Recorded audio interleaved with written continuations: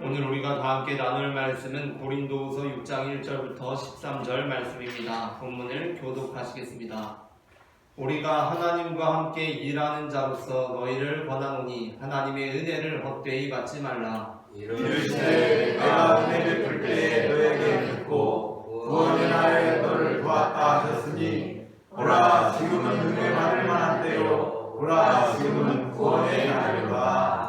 우리가 이 직분이 비방을 받지 않게 하려고 무엇에든지 아무에게도 거리끼지 않게 하고 오직 모든 일에 하나님의 일꾼으로 자청하여 많이 흔들리는 것과 환난과 궁핍과 평안과 매맞음과 가침과 난동과 수고로움과 자지 못함과 먹지 못함 가운데서도 깨끗함과 지식과 오래 참음과 자비함과 성령의 강화와 근심 없는 사랑과 진리의 말씀과 하나님의 능력으로 의의 무기를 좌우에 가지고 영광과 육됨으로 그러했으며 악한 이름과 아름다운 이름으로 그러했느니라. 우리는 속이는 자 같으나 참되고 무명한 자 같으나 유명한 자요 죽은 자 같으나 보라 우리가 살아있고 징계를 받는 자 같으나 죽임을 당하지 아니하고 무명한 근심하는 자 같으나 항상 기뻐하고 가난한 자 같으나 많은 사람을 부여하게 하고 아무것도 없는 자 같으나 모든 것을 가진 자다.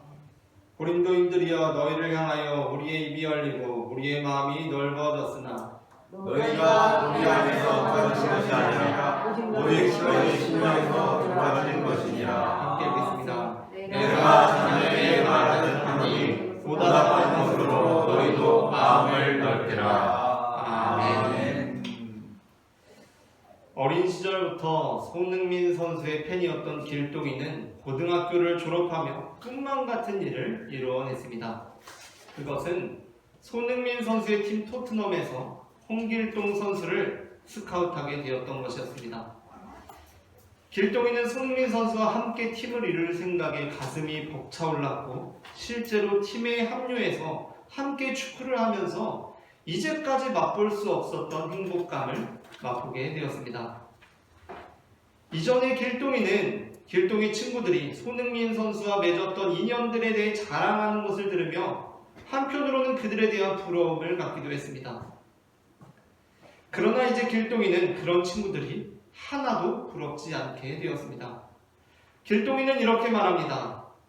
어떤 친구들은 저한테 와서 손흥민 선수와 밥을 먹은 적이 있다고 말했습니다. 또 어떤 선수들은 손흥민 선수가 직접 사인한 축구화와 축구공을 받았다고 자랑하기도 했습니다. 그럴 때마다 저 역시 손흥민 선수의 열렬한 팬이었기 때문에 그 친구들이 무척 부러웠습니다. 그러나 이제 그 친구들이 하나도 부럽지 않습니다. 왜냐하면 저는 이제 손흥민 선수와 동료가 되었기 때문입니다. 어떤 사람들은 이제 우리가 하나님과 함께 일하는 자가 되어야 한다고 말하면 당혹스러워합니다. 그 이유는 일이라는 단어가 주는 부정적인 느낌 때문에 그렇습니다. 그들이 예수님께 나온 이유는 이제 좀 그 지긋지긋한 일들 좀 멈추고 예수님 안에서 쉼을 얻기 위함입니다. 실제로 예수님께서는 마태복음 11장 28절에서 수고하고 무거운 짐진 자들아 다 내게로 오라 내가 너희를 쉬게 하리라 라고 초청하셨습니다. 그렇다 보니 우리가 하나님과 함께 일하는 자가 된다는 것이 큰 부담이 되는 것입니다. 그냥 예수님께서는 예수님께 나온 우리를 편안하게 해주시고 먹을 것도 좀 사주시고 용돈이나 두둑히 챙겨주시면 좋을 것 같습니다. 그러나 성경에서 우리가 하나님과 함께 일하는 자가 된다는 것은 우리에게 일에 대한 부담을 주는 말씀이 아닙니다. 오히려 우리로 하여금 가슴 벅차게 하는 말씀입니다. 왜냐하면 이 말씀은 우리가 이제 하나님과 동료가 된다는 것을 의미하기 때문입니다. 물론 어떤 이벤트 행사에 초청되어서 하나님께 선물도 받고 응모권이 당첨되어서 하나님과 식사할 수 있는 기회까지 얻게 된다면 그것도 역시 나름 우리 삶에 기쁨을 주는 일들일 것입니다. 그러나 그러한 일들조차 우리가 하나님과 동료가 되는 일에 비하면 사실 다 우스운 수준의 일들입니다. 지금 길동이가 하나님과 동료가 되었는데 친구가 야 나 손흥민 선수한테 축구화랑 축구공 받았다 직접 사인했다 야 나 응모권 당첨돼서 같이 식사했어 라고 자랑하면 길동이는 이제 얼마나 우습겠습니까? 나는 손흥민 선수의 동료인데 그러한 자랑이 얼마나 우습겠습니까? 그러므로 성도가 하나님 안에서 궁극적으로 추구해야 하는 길 역시 그저 예수님으로부터 밥이나 얻어먹고 이런저런 선물이나 받는 인생이 되어서는 안 됩니다. 우리는 더 가슴 벅찬 일을 꿈꿔야 합니다. 그것은 바로 우리가 하나님과 함께 일하는 자들이 되는 것입니다. 오늘 우리는 하나님과 함께 일하는 자라는 제목의 설교를 나눕니다. 제목을 저와 함께 두 번 읽겠습니다. 하나님과 함께 일하는 자, 하나님과 함께 일하는 자, 하나님과 함께 일하는 자, 하나님과 함께 일하는 자. 오늘 우리는 하나님과 함께 일하는 자라는 제목의 설교를 나눕니다. 전해지는 말씀을 통하여서 하나님과 함께 일하는 사람들은 어떠한 사람들인지 알게 되고 우리가 바로 그러한 사람이 됨으로써 하나님과 함께 일하는 자들이 되기를 소망합니다. 그렇다면 하나님과 함께 일하는 사람들은 어떠한 사람들입니까? 첫째, 함께 읽겠습니다. 은혜를 헛되이 받지 않는 사람입니다. 고린도후서 6장 1절 말씀을 합독하겠습니다. 우리가 하나님과 함께 일하는 자로서 너희를 권하노니 하나님의 은혜를 헛되이 받지 말라. 아멘. 그렇다면 은혜를 헛되이 받는다는 것은 무엇입니까? 다양한 의미가 있겠으나 오늘 고린도후서 6장 1절 말씀은 고린도후서 6장 2절과 함께 읽어야 하는데 고린도후서 6장 2절에서는 은혜를 헛되이 받는 것이 무엇인지 이렇게 말씀하고 있습니다. 다 함께 합독하겠습니다. 이르시되 내가 은혜 베풀 때에 너에게 듣고 구원의 날에 너를 도왔다 하였으니 보라 지금은 은혜 받을 만한 때요 보라 지금은 구원의 날이로다. 아멘. 고린도후서 1장 1절부터 2절 말씀은 우리가 은혜를 제대로 받는 것, 헛되게 받지 않고 은혜를 제대로 받는 것이 곧 지금을 은혜 받을 만한 때요 지금을 구원의 날이라고 믿는 것과 밀접한 관계가 있음을 나타내고 있습니다. 은혜를 제대로 받는다는 것, 은혜를 헛되이 받지 않고 제대로 받는 사람은 바로 지금이 은혜의 순간이라고 이해합니다. 바로 오늘 주시니 일용할 양식에 감사합니다. 그러나 은혜를 헛되게 받는 사람은 어떻습니까? 지금을 은혜의 순간으로 이해하지 않습니다. 오히려 지금이 아니라 우리들의 과거를 왜곡하고 미화해서 지금에 비해서 과거가 참 행복했다라고 생각합니다. 그리고 또한 미래에 대해서는 근거 없이 낙관적인 미래들을 막 대망하면서 지금보다는 이렇게 되면 참 좋겠다라고 생각합니다. 유치원생들이 초등학생이 되면 가장 많이 하는 말이 있다고 합니다. 그 말이 무슨 말인지 아십니까? 유치원 다닐 때 진짜 좋았는데 이 말을 초등학생 1학년이 되면 그렇게 많이 한다고 합니다. 유치원 다닐 땐 진짜 좋았는데 그런데 그 아이가 중학생이 되면 어떤 말을 많이 하는지 아십니까? 초등학생 때는 진짜 좋았는데 라고 한다고 합니다. 그리고 고등학생이 되면 중학교 때는 진짜 좋았는데 하고 성인이 되면 학교 다닐 때가 진짜 좋았지 이렇게 이야기한다는 것입니다. 반면 또 그런 사람은 그렇게 취업을 준비하다가 직장에 인턴으로 들어가면 빨리 정사원 되면 얼마나 좋을까 합니다. 정사원이 되면 빨리 대리 되면 진짜 좋을 것 같다. 대리가 되면 차장 되면 진짜 좋겠다. 차장 되면 과장이 되면 차장 되면 진짜 좋겠다고 하고 차장이 되면 부장이 되면 진짜 좋겠다 라고 합니다. 그런데 그래서 어떤 것입니까? 그래서 과거에 비해서 지금은 진짜 불행하다고 여긴다는 것입니다.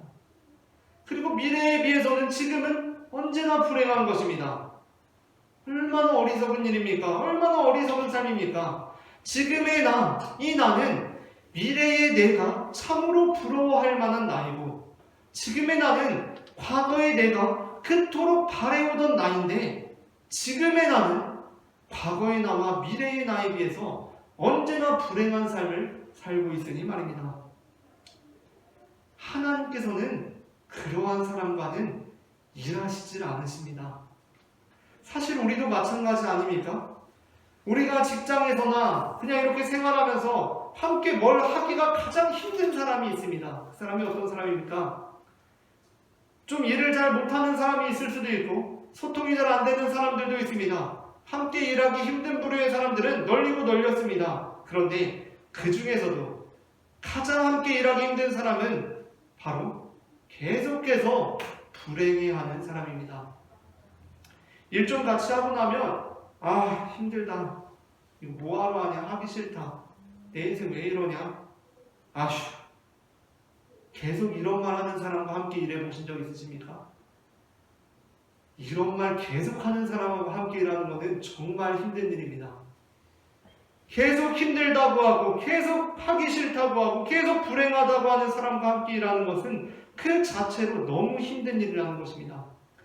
하나님께서는 이 땅 가운데 하나님의 나라를 이룰 백성들로 이스라엘을 부르셨습니다. 그런데 그들이 하나님과 함께 일하기에 앞서 훈련되어야 했던 것이 있습니다. 그것이 무엇입니까? 바로 하나님께서는 그들에게 아무런 조건도 따지지 않고 출애굽이라는 구원을 선물로 은혜로 주셨는데 그 출애굽이라는 은혜를 헛되게 받는 것이 아니라 제대로 받는 것이었습니다. 그들은 출애굽이라는 은혜를 받고 나서 차주 넘어졌습니다. 은혜를 헛되이 받았습니다. 그것은 어떻게 나타나느냐면 한편으로는 지난날에 과거에 애굽에 있을 때는 진짜 좋았는데 라고 말하는 것이었습니다. 그렇게 애굽에 있을 때 진짜 좋았다고 여기며 현재에 대해 불평과 원망을 하는 것이었습니다. 그리고 또 한편으로는 어떻습니까? 미래에 약속되어 있는 젖과 꿀이 흐르는 땅에 가나안 땅에 들어가면 진짜 좋을 텐데 라고 여기면서 지금은 그렇지 못하다고 하는 지금에 대한 비관과 불만을 나타내는 것이었습니다. 하나님께서는 그때마다 어떻게 하십니까? 그들을 심판하십니다. 그들을 징계하시고 그들을 가르치십니다. 바로 지금 내가 이렇게 살고 있는 것 자체가 하나님의 은혜인데 그것을 헛되이 받고 있으니 어찌 심판을 면할 수 있겠습니까? 고린도전서 6장 1절부터 10절에서 사도 바울은 이렇게 말씀합니다. 본문을 긴 말씀이지만 교독해 보겠습니다. 형제들아, 나는 너희가 알지 못하기를 원하지 아니하노니 우리 조상들이 다 구름 아래에 있고 바다 가운데로 지나며 모세에게 속하여 다 구름과 바다에서 세대를 갖고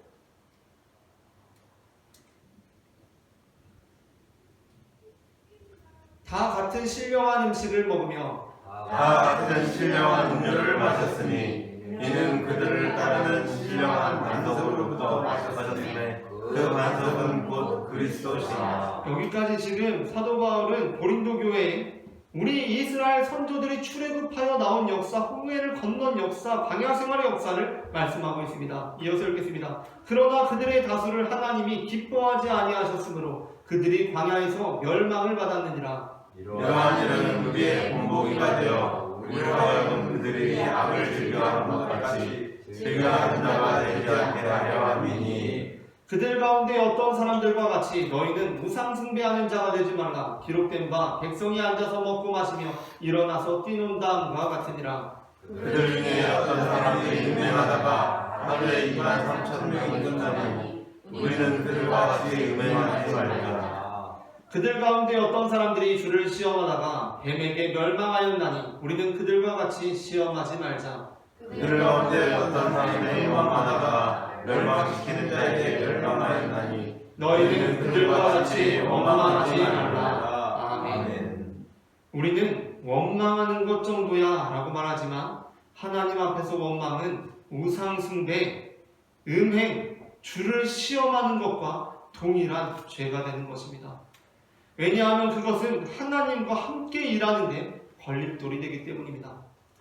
우리가 직장 생활하다 보면 다른 종교 믿는 사람과 함께 일할 수 있습니다. 그 사람과 함께 일하는 것 사실 생각보다 어렵지 않습니다. 내 상사가 불교인이라고 해서 딱히 어렵지 않습니다. 내 상사가 술을 좋아합니다. 술자리 같이 가는 건 힘들지만 그렇게 어렵지 않습니다. 예상사가 사생활이 좀 문란합니다. 그래도 함께 일하는 것 그렇게 어렵지 않습니다. 그런데 함께 일하는 사람이 계속 힘들다 합니다. 계속 불평합니다. 원망합니다. 하기 싫다. 불행해합니다. 그 사람과 함께 일하는 것은 사실 다른 종교를 믿고 사생활이 문란하고 술 좋아하는 상사와 일하는 것만큼 엄청 힘든 일이라는 것입니다. 우리는 원망하는 것 정도 뭐 어때라고 말하지만 하나님께서는 그 죄가 우상 숭배하는 것, 음행하는 것, 그리고 주를 시험하는 것과 동일한 죄로 여기십니다.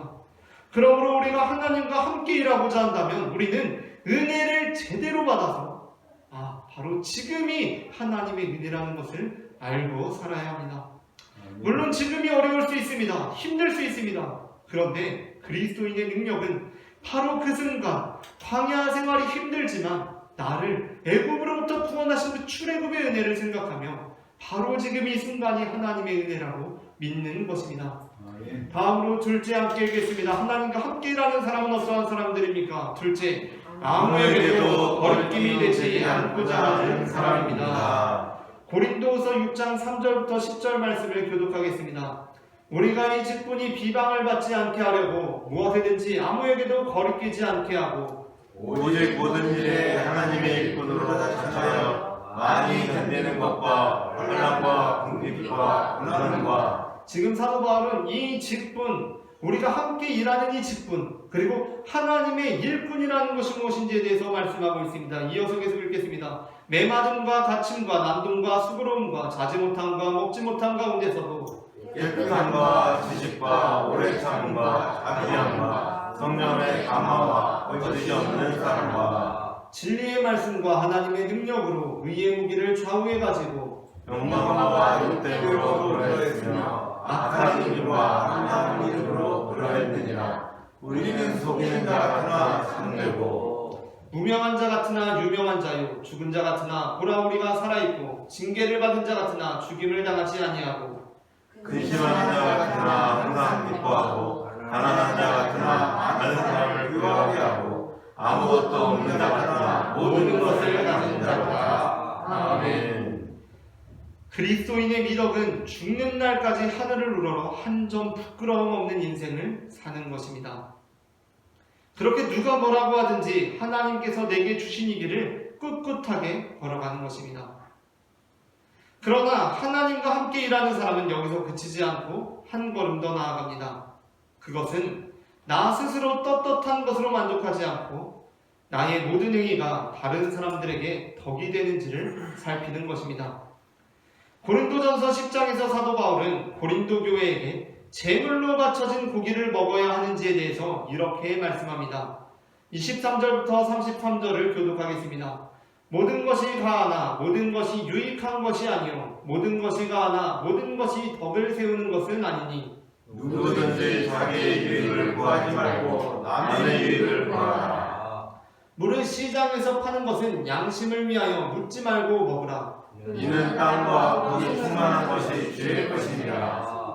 불신자 중 누가 너희를 청할 때에 너희가 가고자 하거든 너희 앞에 차려놓은 것은 무엇이든지 양심을 위하여 묻지 말고 먹으라. 누가 너희에게 이것이 재물이라 말하거든 알게 하는 자와 그 양심을 위하여 먹지 말라. 내가 말한 양심은 너희의 것이 아니요 남의 것이니 어찌하여 내 자유가 남의 양심으로 말미암아 판단을 받으리요. 만일 내가 감사함으로 참여하면 어찌하여 내가 감사하는 것에 대하여 비방을 받으리요. 그런즉 너희가 먹든지 마시든지 무엇을 하든지 다 하나님의 영광을 위하여 하라. 유대인에게나 헬라인에게나 하나님의 교회나 거친 자들은 하지 말고 함께 읽겠습니다. 나와 같이 모든 일에 모든 사람을 기쁘게 하여 자신의 유익을 구하지 아니하고 많은 사람의 유익을 구하여 그들로 구원을 받게 하라. 아멘. 제물로 바쳐진 고기를 먹어도 되는지 우상에게 바쳐진 고기입니다. 우상에게 제사하는 데 쓰인 제물로 바쳐진 고기를 먹어도 되는지 먹으면 안 되는지에 대한 사도 바울의 입장은 어떻게 보면 그다지 명확해 보이지 않습니다. 뭔가 확실해 보이지 않습니다. 먹어도 된다, 아니다 이렇게 확실해 보이지가 않습니다. 그러나 이러한 사도 바울의 입장이 바로 성숙한 그리스도인의 입장입니다. 좋은 주방장은 쌀국수에 들어가는 고수를 좋아하는 손님에게는 고수를 조금 더 얹어주고 고수를 싫어하는 손님에게는 고수를 넣지 않고 줍니다. 그래서 손님이 맛있게 먹고 또 세상 살아갈 힘과 용기를 얻게 해줍니다. 아주 고리타분하고 또 실제로는 요리사의 기본적인 덕목조차 제대로 배우지 못한 주방장만이 쌀국수에서 고수가 빠지면 아주 이 주방이 무너져 내리는 줄 압니다. 고수는 쌀국수의 아주 핵심이기 때문에 절대로 고수가 빠진 쌀국수는 상상할 수가 없다고 합니다. 고수에서 쌀국수를 빼려거든 나를 밟고 가서 쌀국수를 빼라고 합니다. 사뭇 비장해 보이기는 하지만 그게 그렇게까지 할 일인가 싶습니다. 사도 바울의 입장은 무엇입니까? 그가 좋아하면 좀 더 넣어주고 그가 싫어하면 빼고 주라는 것입니다. 왜냐하면 그리스도인의 사업은 그 고수에 있는 것이 아니라 음식 자체에 있어서 그 사람이 잘 먹고 영원한 생명을 얻게 하는 데 있기 때문입니다. 아멘. 그래서 사도 바울은 좀 속이는 자 같이 보이기도 합니다. 그러나 속이는 자 같으나 참된 자가 된다는 것이 바로 사도 바울의 입장입니다. 그렇기에 사도 바울은 로마서 14장 18절부터 21절에서도 이렇게 말씀합니다. 교독하겠습니다. 이로써 그리스도를 섬기는 자는 하나님을 기쁘시게 하며 사람에게도 칭찬을 받느니라. 그러므로 우리가 형의 일과 서로 덕을 세우는 일을 칭찬하니 음식으로 말미암아 하나님의 사업을 무너지게 하지 말라. 만물이 다 깨끗하되 거리낌으로 먹는 사람에게는 악한 것이라. 고기도 먹지 아니하고 포도주도 마시지 아니하고 무엇이든지 내 형제로 어리게 하는 일을 아니하니 아름다우니라. 아멘. 마지막으로 셋째 함께 읽겠습니다. 하나님과 함께 일하는 사람은 어떤 사람입니까? 셋째, 넓은 마음을 가진 사람입니다. 고린도후서 6장 11절부터 13절에서 사도 바울은 이렇게 말씀합니다. 본문을 합독하겠습니다.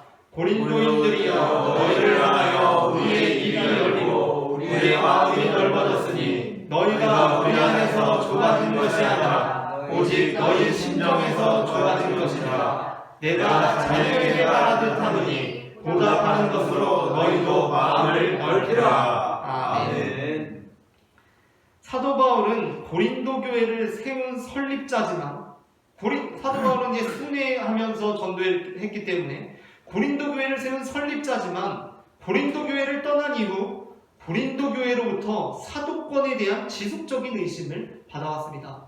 사도 바울은 예수님의 그 12사도가 아니지 않습니까? 그래서 사도 바울이 진짜 사도가 맞냐? 심지어 이중직도 한다는데 진짜 사도가 맞냐? 이런 의심이 계속 있었던 것입니다. 근데 고린도 교회는 사도 바울이 직접 세운 교회입니다. 그런데도 불구하고 고린도 교회로부터 사도 바울이 떠난 이후 고린도 교회 내에서 계속해서 사도 바울이 진짜 사도가 맞는지 계속 의심을 해왔습니다. 얼마나 개탄스러운 일입니까? 설립된 교회, 바로 사도 바울이 설립한 그 교회가 사도 바울이 떠난 후에 거짓 사도들에게 미혹되어서 자신들을 세운 설립자인 바울을 의심합니다. 우리 한번 이렇게 생각해 봅시다. 기독교라는 어떤 하나의 인격이 있습니다. 기독교를 사람처럼 생각해 봅시다. 그리고 또 한국이라는 하나의 인격이 있다고 생각해 봅시다. 한국이라는 어떤 사람이 있습니다. 기독교가 이렇게 세계를 바라보는 중에 여기 한국이라는 애가 참 어렵게 살고 있는 것을 보았습니다. 그래서 한국이라는 아이를 참 많이 도와주었습니다. 그러면 당연히 한국이라는 아이는 이 기독교에게 고마운 마음을 가지고 있어야 합니다. 설령 나중에 기독교가 좀 잘못하고 실수해서 다른 사람들이 기독교를 욕해도 한국이 기독교를 욕할 수 있겠습니까? 해도 되겠습니까? 한국은 그냥 잠잠히 있어야 합니다. 왜냐하면 한국이 기독교에게 받은 게 있기 때문입니다. 그것은 인간사의 당연한 도리입니다. 그런데 그게 아니라 기독교라는 인격의 실수와 잘못이 조금만 나타나면 이제 한국이 좀 컸다고 기독교를 못 잡아먹어서 한다입니다. 심지어 비난하고 조롱합니다. 얼마나 개탄스러운 일입니까? 만일 우리가 그러한 일을 당한다면 우리가 어려울 때 도와준 애가 다 크더니 이제 막 내 실수를 지적하고 내가 좀 잘못한 걸 막 조롱하고 비난하면 우리 어떻게 하겠습니까? 어렵게 살고 있어서 내가 그렇게 도와줬는데 그 도움을 발판 삼아서 상황이 나아졌는데 이후에 성장에서는 내 실수와 치부들에 대해서 비난한다면 우리는 그 사람을 바라보며 어떻게 말하겠습니까? 야, 다른 사람은 몰라도 네가 어떻게 나한테 그럴 수 있냐? 라고 하지 않겠습니까? 그러니까 우리는 이 상황에서, 지금 이 상황에서 바울이 고린도 교회에 편지를 쓰면서 심한 말을 해도 납득이 되어야 합니다. 야, 이놈들아, 이 나쁜 놈들아, 이 녀석들아, 다른 애들은 몰라도 니네가 나한테 그럴 수 있냐? 부터 시작해서 내가 니네한테 어떻게 했는데 니네가 그럴 수 있냐? 이렇게 이어지는 얘기들을 해도 바울이 그럴만하다라고 이해가 되어야 합니다. 그런데 사도 바울은 고린도 교회를 그런 식으로 나무라지 않습니다. 지난 시간 내가 베푼 온정들을 내세우면서 막 감정적으로 이 문제를 끌고 가지 않습니다. 오히려 사도 바울은 고린도 교회에게 부드럽게 말하고 그들을 향해 여전히 넓은 마음으로 대합니다. 그렇다면 바울은 은혜도 모르는 고린도 교회에 어떻게 그렇게 부드럽게 반응할 수 있었던 것입니까? 13절에서 사도 바울은 이렇게 말씀합니다. 내가 자녀에게 말하듯 하노니 보답하는 것으로 너희도 마음을 넓히라. 너희는 내 자녀라는 것입니다. 사실 자녀가 좀 커서 부모에게 들이대면 저는 아직 다 크진 않아서 잘 모르겠는데 좀 무섭기도 할 것 같습니다. 애가 언제까지나 어릴 줄 알았는데 사춘기 됐다고 막 딸이 들이밀면은 무서울 것 같은데 아들 녀석이 들이밀면은 진짜 살짝 당황할 것도 같습니다. 그러나 부모는 그 자녀가 내 자녀이기에 그 아이를 끝까지 넓은 마음으로 대해야 합니다. 자녀가 나한테 그렇게 대했다고 나도 똑같이 감정적으로 자녀에게 대해서는 안 된다는 것입니다. 그것이 바로 우리 하늘아버지께서 우리를 대하시는 방식입니다. 마태복음 5장 43절부터 48절 말씀을 교독하시겠습니다. 또 내 이웃을 사랑하고 내 원수를 미워하라 하였다는 것을 너희가 들었으나 나는 너희에게 이르노니 너희 원수를 사랑하며 너희를 박해하는 자를 위하여 기도하라. 이같이 한즉 하늘에 계신 너희 아버지의 아들이 되리니 이는 하나님이 그 해를 악인과 선인에게 비추시며 비를 의로운 자와 불의한 자에게 내려주심이라. 너희가 너희를 사랑하는 자를 사랑하면 무슨 상이 있으리요? 세리도 이같이 아니하느냐. 또 너희가 너희 형제에게만 무난하면 남보다 더하는 것이 무엇이냐? 이방인들도 이같이 아니하느냐? 그러므로 하늘에 계신 너희 아버지의 온전하신 것 같이 너희도 온전하라. 우리가 생각할 때 하나님께서는 그 해를 선인에게는 비춰주시지만 악인에게는 안 비춰주셔도 될 것 같습니다. 그 비를 의로운 자에게는 내려주시지만 불의한 자에게는 내려주지 않으셔야 할 것 같습니다. 그러나 하나님께서는 그 해를 악인에게나 선인에게나 그 비를 의로운 자에게나 불의한 자에게나 동일하게 내려주십니다. 왜 그렇습니까? 그분은 옆집 아저씨가 아니라 하늘에 계신 우리의 아버지, 우리 모두의 아버지이시기 때문에 모든 자녀들에게 동일한 사랑을 베풀어 주신다는 것입니다. 아멘. 그렇게 사도 바울 역시 고린도 교회를 대할 때 그 자녀를 대하는 마음으로 대하니 넓은 마음으로 대하는 것입니다. 아멘. 제가 헌금 기도를 할 때에 계속해서 드리는 기도가 하나님, 우리에게 주시는 하나님의 축복이 우리 가족들에게, 이웃들에게, 동료들에게, 친구들에게까지 흘러가기를 원합니다. 라고 기도합니다. 그런데 제가 여기에서 몇 번 하다가 못하는 기도가 있습니다. 그것이 무엇이냐면 마지막 우리의 원수들에게까지입니다. 이 기도를 몇 번 했었는데 우리들에게, 가족들에게도 아멘, 동료들에게도 아멘, 친구들에게도 아멘, 이웃들에게도 아멘 나오던 소리가 원수들에게도 했을 때 아멘 이라는 반응이 나오는 것을 여러 차례 경험했던 적이 있습니다. 그렇지 않겠습니까? 우리 원수들에게까지 라고 할 때 우리는 아멘이라고 말할 수가 있겠습니까? 어떤 사람에게 천사가 와서 이렇게 이야기했다고 합니다. 당신의 기도를 잘 들었습니다. 하나님께서 당신의 기도를 잘 들으시고 당신의 기도 소원 딱 한 가지 들어준다고 합니다. 그런데 하나님께서 당신의 기도에 너무 감동을 받으셔서 당신에게 들어주신 그 기도를 당신의 원수에게 2배로 들어주신다고 합니다. 당신이 어떤 기도를 하시겠습니까? 라고 하고 이 사람이 고민에 빠졌습니다. 내 기도를 하나님께서 응답해 주는 건 참 좋지만 내 기도를 원수에게는 2배로 응답해 주신다고. 내가 하나님께 집을 한 채 달라고 하면 원수는 집을 2채 받게 되고, 내가 하나님께 1억을 달라고 하면 원수는 2억을 받게 될 텐데, 고민을 하던 이 사람이 결국엔 하나님께 무릎을 꿇고 눈물을 흘리며 이렇게 기도했다고 합니다. 가슴 찢어지는 마음으로 이렇게 기도합니다. 하나님, 저에게 1억의 빚을 주시옵소서. 우리는 우리의 이웃들을 어떻게 대하고 있습니까? 우리는 우리의 고린도 교회를 어떻게 대하고 있습니까? 내가 그렇게 온정을 베풀었는데 나를 문제 삼고 있습니다. 내가 그렇게 온정을 베풀었는데 그 은혜 까맣게 잊고 나를 비난하고 조롱하고 모함하고 있습니다. 우리는 그 사람을 어떻게 대해야 합니까? 하나님께서는 죄인된 우리를 은혜로 구원하여 주셨습니다. 그렇다면 우리 또한 그를 자녀를 대하는 마음으로, 넓은 마음으로 대해야 할 것입니다. 말씀을 마칩니다. 하나님과 함께 일하는 자는 은혜를 헛되이 받지 않는 사람들이며 아무에게도 거리끼는 일을 하지 않는 사람들이고, 또한 넓은 마음을 가진 사람들입니다. 우리 모두가 은혜를 헛되이 받지 않고 아무에게도 거리끼는 일을 하지 않으며 넓은 마음을 가진 사람들이 되어서 하나님과 함께 일하는 자가 되기를 소망합니다.